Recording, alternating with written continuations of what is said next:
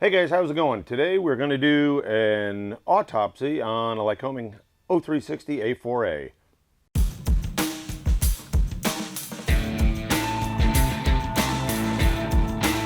Hey guys, how's it going? So we're doing an autopsy on a O360-A4A. This engine was disassembled, or pardon me, this engine was removed from service at 2,200 hours. Now the first thing you're going to say is, hey, you should never take an engine out of service unless you can keep on running, because that's what Mike Bush says. Well, this was sudden stoppage, so that's why it came out of service. And what we're going to do is kind of go through some of the stuff that we've seen on the prior field overhaul. Now, there's nothing wrong with field overhauls if done properly to the book and all that. We found a few things in this engine that kind of pique our curiosity a little bit. So, as far as we know, the engine has 2,200 hours since overhaul. And I don't know how many years that is. I think it's quite a few years, though. So anyway, we were just going to kind of go through a bunch of different things that we found on the on this thing. First off, we disassembled the case. When we disassembled the case, and I'm just going to go through it pieces at a time, not necessarily any disassembly order, because when we're getting ready to ship this out for machine work. So what we did find is we found fretting on the internal main. So obviously there was some looseness or something going on with the case. So it thought that was kind of interesting. We did find some fretting on that, the main, the middle or number 2 bearing saddle. So we in the case have. So that was kind of interesting. Again, this has through bolts, or this has the this is a studded case. So that was a little bit intriguing to us. The other thing is, when we looked at the way the silk was installed, this is back with silk and I don't know if it was tight seal or some of the other stuff that they've been using. But they actually did not put the silk on the way it was supposed to. They put two pieces of silk thread, which is kind of weird, on the inside and outside of the bolt holes, which is kind of stupid, but not quite per book. So that was interesting.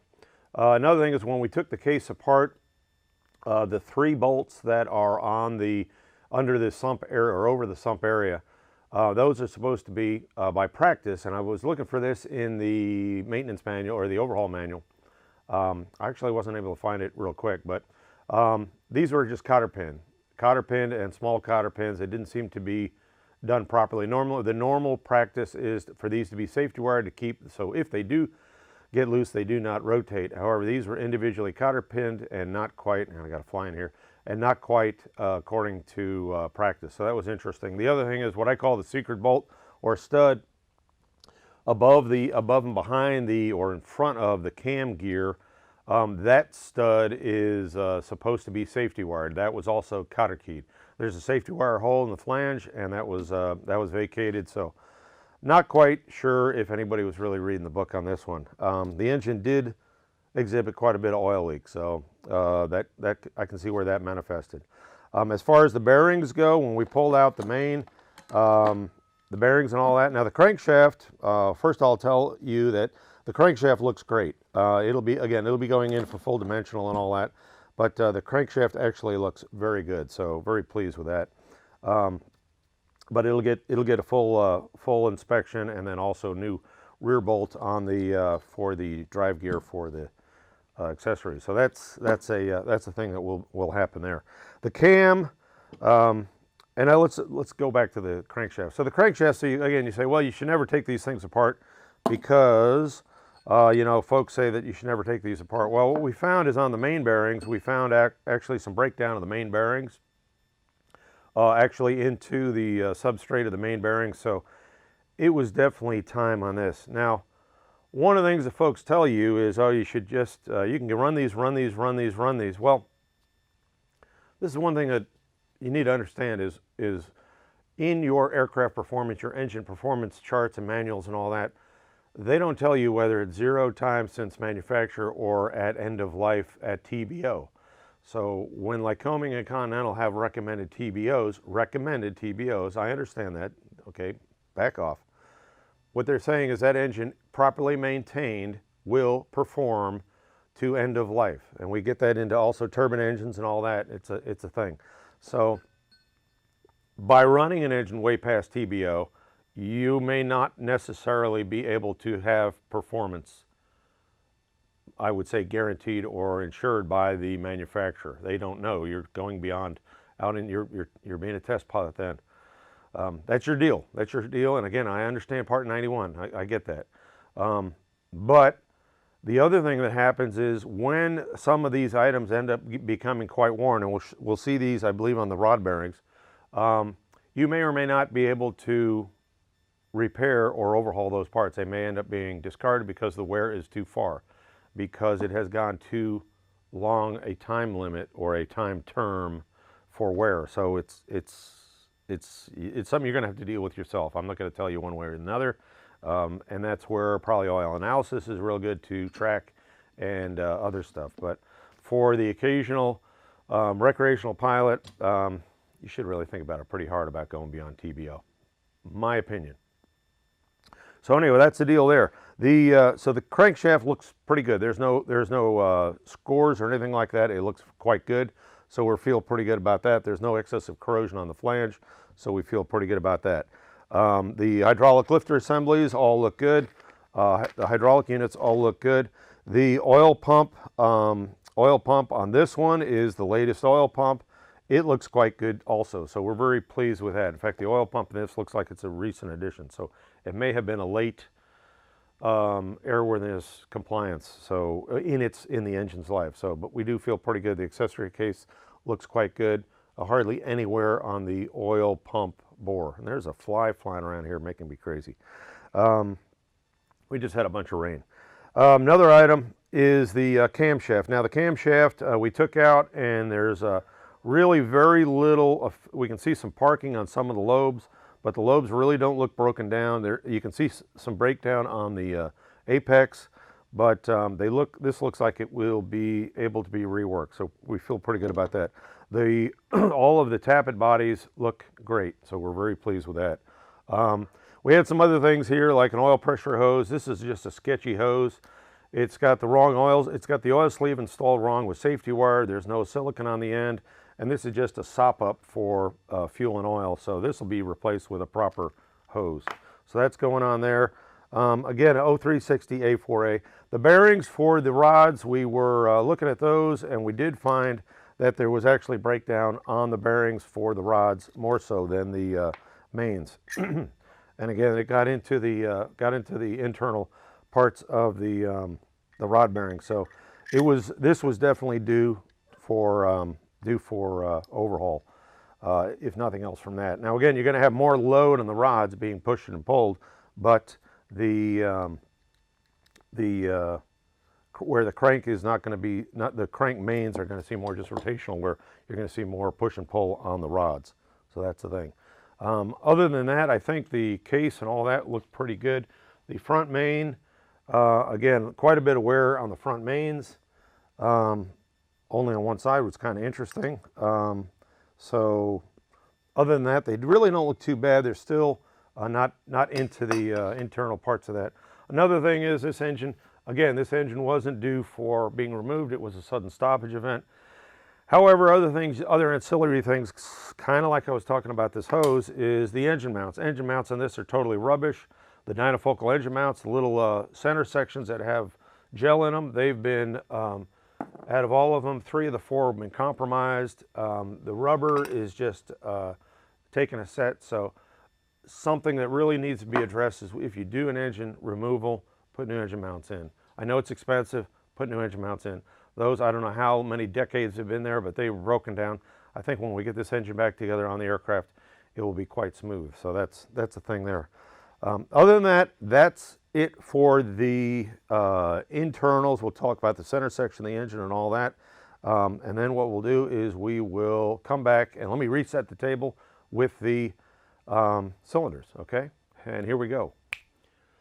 Okay, I think we've got the table reset. Okay, so now let's talk about the upper end. And I left the crankshaft here to kind of give you just a visual. So we have cylinders 1, 2, 3, and 4, and that goes from the front of the engine to the back. So anyway, what did we find in the cylinders? Well, the one thing that we found is one of these cylinders is a chrome cylinder, so it's obviously been replaced sometime in its life. So the rest, you see, have the blue marking on them, and that's a steel nitride barrel. So obviously somebody's been into that. We also see some painting differences, and again, what I'm doing here is I'm kind of trying to be Sherlock Holmes and see if there's a story and see if I can find anything out with this particular engine. So it's kind of interesting. So, okay, so at least one of the cylinders must have been replaced in its lifetime.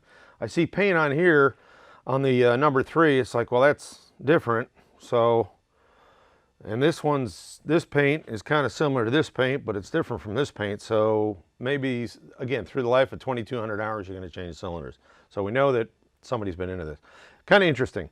So that's one thing. Number 2, as we were removing the engine, we were taking the various parts apart, and we found that on number 3, we had a broken ring. So first thing we're going to do there is look in here and see if we've got any major scoring and kind of damage that way. So we don't see anything other than just some light rust type stuff, flash rust cranking up. So that was caught in good time. That may have happened in the last couple hundred hours, so we don't know about that. But obviously a broken ring should have had low compression on a 100-hour or a annual inspection. So that's the thing. The one thing that kind of concerned me though is when we look at the piston pins, we've got the heavy wall piston pin, which is great. You can see this on number 1.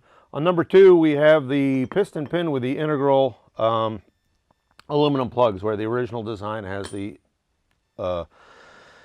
separate plugs. Not a problem. You can use either one. I don't know why they're using both though. They should be, as far as match set, I would try to keep them all the same because you don't want to mess up that kind of stuff. So that was kind of interesting. I prefer these. However, with this, something's going on. The other thing I see is cylinder number 1 has a new piston. Looks like a fairly new piston. So this is probably a very low time cylinder. Fly's still around here. Cylinder number 3 with the broken ring, it also has the late style integral plug deal, which is a thing.